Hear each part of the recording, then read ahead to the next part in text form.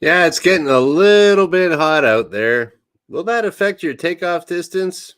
Yes. Welcome to the Superpilotish channel. My name is Graham Wilson, and today in my basement, I will be talking about what affects takeoff distance in an airplane. And are you safe? Yes, you are. So there we go. And so, right off the bat, what you have to know is, are you high, hot, humid and heavy?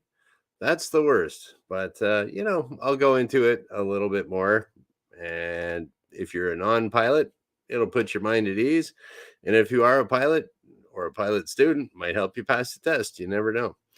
So, yeah, the reason I was talking about this today is because today's going to be hot and humid here in Windsor, Ontario, and I had to turn on the dehumidifier in my basement here for the first time this year. I was down here playing my guitar in the morning. The guitar was all out of tune. It was too sharp. Well, that's because if things are humid, wood expands when it gets more humid, so it puts more tension on the strings, makes it go a little bit sharp. So retuned it, turned on the dehumidifier, and it's quite comfortable down here now. Oh, hey, Wrench, welcome. So, yeah, so we're gonna talk just like what I wanted to do was talk about the humidity. It's getting hotter. It's the summertime. It's a good excuse to use my whiteboard, and yeah, so it's something to consider a little bit more now this time of year up here in the northern hemisphere compared to in the wintertime. Wintertime's actually pretty good for flying a plane if it's really cold and sunny. But here we go. We're going to talk about, I don't know, what's that? High, hot, four things to consider, four takeoffs, the things. I don't know. Takeoff considerations will sound will sound all piloty and official. Considerations. And I'll explain these as I go along. I'll try to do kind of a mini ground school explanation of how these things work. Okay, high. By high, I don't mean 420 high. I mean, you are high up in the air. You might have heard of Denver, Colorado, the Mile High City. Well, if you've ever looked at a map or anything of the Denver airport, the runways are really, really long because if you are up high, you need a little bit of extra room to take off because the air is thinner up there, or less dense, as we like to say. So let's try, we'll put a little green on here just to dress it up a bit. So the whole thing about what affects your performance in an airplane, it's really just mostly about air density. And I know Wrench here probably knows all about density and stuff like that. And so, like, what's the pressure of the air and all that other stuff. So I'm going to explain to you what air pressure is. Ooh, so here we go. Let's just say we have, that's exactly 1 inch. I can tell I'm a machinist. That's exactly 1 inch, plus or minus a thou, right? So the way that they measure, say, if you're talking about pressure in pounds per square inch, well, let's just say you got a little square. Let's do a let's do a little 3D drawing there. There we go. That's a square. And then the amount of pressure there in the square, it's like the amount, it's actually the weight of the air above that square. So you take the little square, you put it on the ground, and in that little square, this little column of air goes all the way up into outer space, if you can imagine that. So, what happens because of gravity of the Earth and all that stuff? You get all your air molecules, and here's your little bits of air, your little mostly nitrogen, and then we got lots and lots of. There we go. Look at all that. Look at that fine artwork of all the air. Then the higher up you go, it's kind of less and less until, because when you go out in outer space, there's no air out there, right? So maybe there's one there, one there. So there you go. That's exactly what the air looks like. Super dense down here, little bit here, and a little bit there. So let's see if I can do that. All right. So if you were to measure the weight of that, that's how many pounds of air per square inch. That's your pressure. Okay. There's other ways: hectopascals, kilopascals, inches of mercury. But in general, closer to the ground, lots and lots of air molecules. So you can think about that it's like a lot more dense there than if you're way up by outer space, right? So you don't see little Cessnas flying up in outer space. Most airplanes will have just the way that they're set up. There's a certain height that they can go to, and they can't go any higher. Combination of how much power they have and design of the wing and how much lift it has. There's a lot of factors that go into it, but suffice to say, air is thicker down here, air is thinner up there. And if this got more and more and more dense, you could imagine it like water or something like that. So if you were, just imagine if you were going through, okay, I like to use my example of your arm out the window when you're driving in a car, and you can kind of go like that. And so say you're driving down the highway at highway speed, you can really feel it pushing your arm like that. Now imagine if you're going highway speed underwater and you did that, that'd probably rip your arm right off, So because water is more dense than air, and they behave basically the same as a fluid. So here we go. That is the density. So can you imagine if you have a wing? Let's get the KD-12X out here. So if you got a wing going through the air and it's very dense, if you were to lift up your nose like this, it would scoot right up there really quick. But if it's not very dense, you would just kind of go like this, and it would kind of mush and maybe slowly go up because there's nothing there to push the wings up. I don't know. Hopefully that makes sense to you. And yeah, so if you can imagine, there's your column of air. Now let's just say that is, you're on the top of a mountain. So here we go. Here we are. We're going to draw our mountain way up high here. So if you got your run up here on top of the mountain, it's very thin, right? If you had your runway down here at sea level, the air is really dense. So it's going to take you longer to get off the air up there in Denver than it does down here in New York. There you go. So the height of the runway from sea level, that's what you got to consider. Another thing I found out working up in Sudbury years ago, that they have a big nickel mine up there, and apparently from the guys in the mine, they're saying that the air, if you're going down into the mine, the air gets denser and denser and denser and denser. It actually gets hotter and hotter too because of up here it's cold, down there it's warm. Below the ground, it gets even hotter and more dense air. So that's pretty weird. Okay, what else we got here? High, hot. Okay. Same deal with your density. If you're taking off on the top of your mountain up here, and so you didn't have too much molecules anyways, because they all came down to the bottom.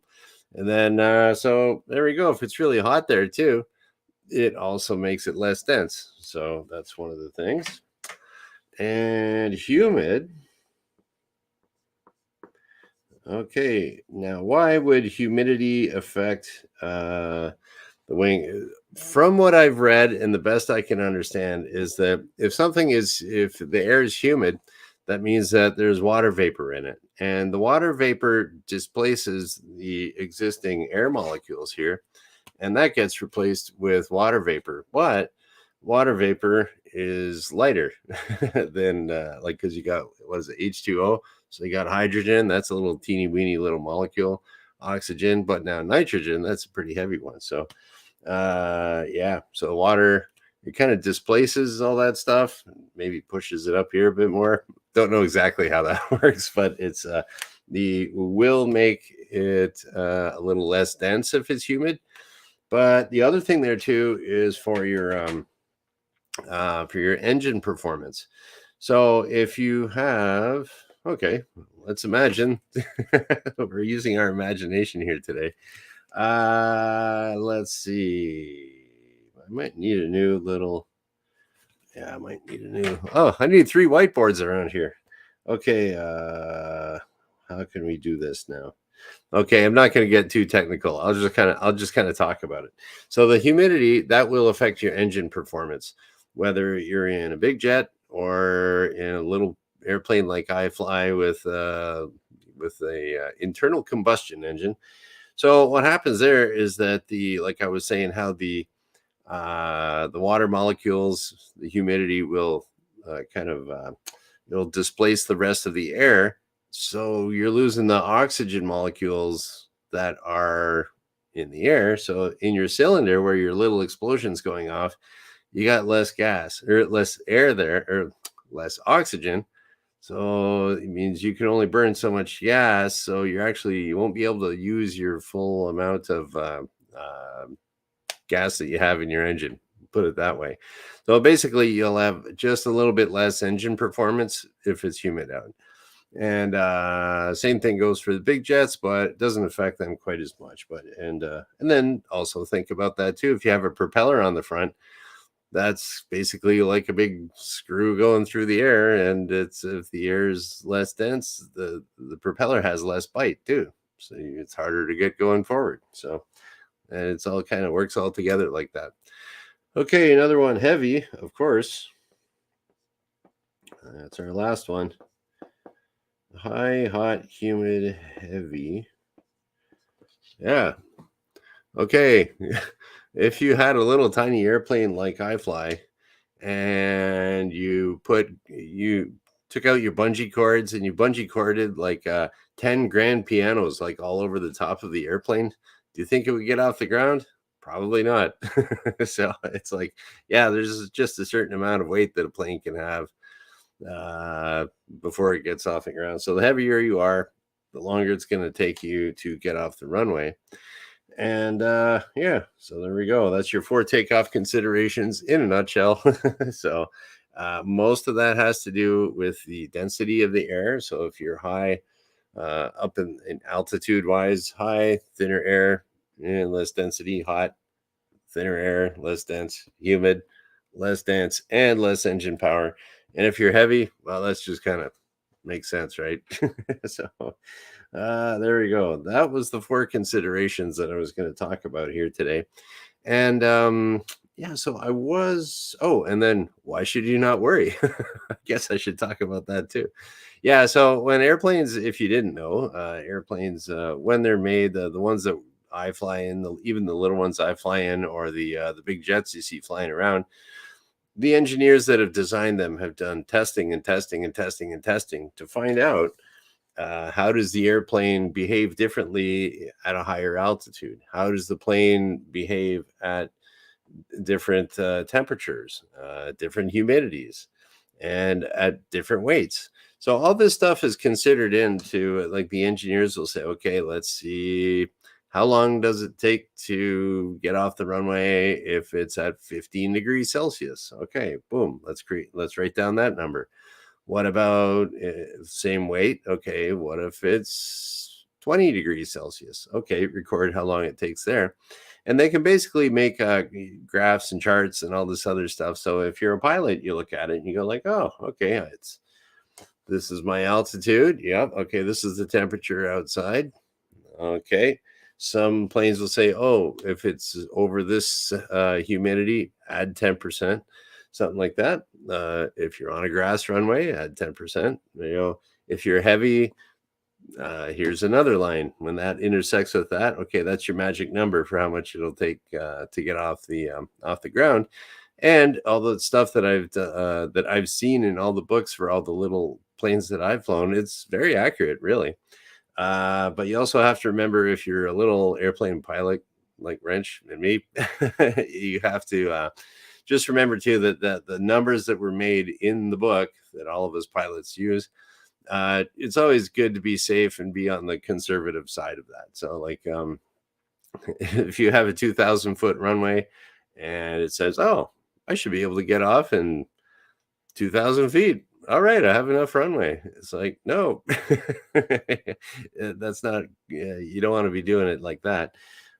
Theoretically, that works, but that's also because they test that in a brand new plane with a brand new propeller with no nicks and dings in it, with a brand new engine, with brand new wheels, that the wheel bearings are nice and greased up the way they're supposed to be, with brand new tires, so your rolling resistance is definitely the less. So that's done in optimal brand new airplane condition. You're flying a plane that's 30 years old. It's got a few little dings in the wings and little extra antenna sticking out for your ADS-B or something, that a little more drag here, a little more drag there, a little less lift there. So usually, like, they're usually very close, these numbers in the book, but yeah, you want to just give yourself a little fudge factor there to be safe. Okay. And of course, all of that is if you're going to be flying in a big jet, no big deal. They it's like uh, all the big jets, they have like standard operating procedures that they have to operate by, and usually that's written right into it. And the dispatchers will plug in the information, and they'll say to the captain, "Oh, by the way, the computer says you're not going." And the captain says, "Guess I'm not going." So there we go. And then it would probably make sense why. Oh, we have a fully loaded airplane and the runway is too short. Okay, well, sorry, we'll have to we'll have to kick 10 people out at the back or something like that, or take less fuels, do another fuel stop. Who knows? But yeah, so that's about it.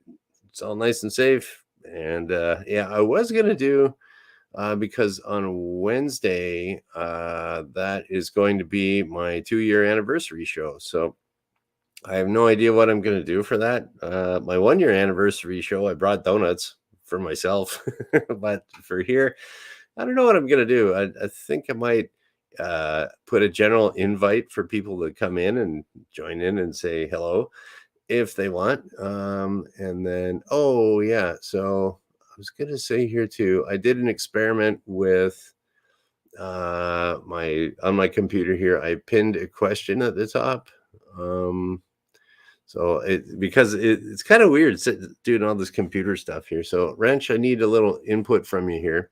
Okay, so I put a question, or I put a comment at the top that says, "Feel free to ask a question." And I was just wondering, Wrench, do you see that? Even if like your comments are going past it, like, is that actually pinned to the very top? So I'll even put a test comment here. Test comment. And we'll see. Black bar. Okay, so it's there. Yeah, because I'm using this StreamYard service here, and the interface is a little bit different than the standard YouTube interface. So, but okay, so it's pinned there.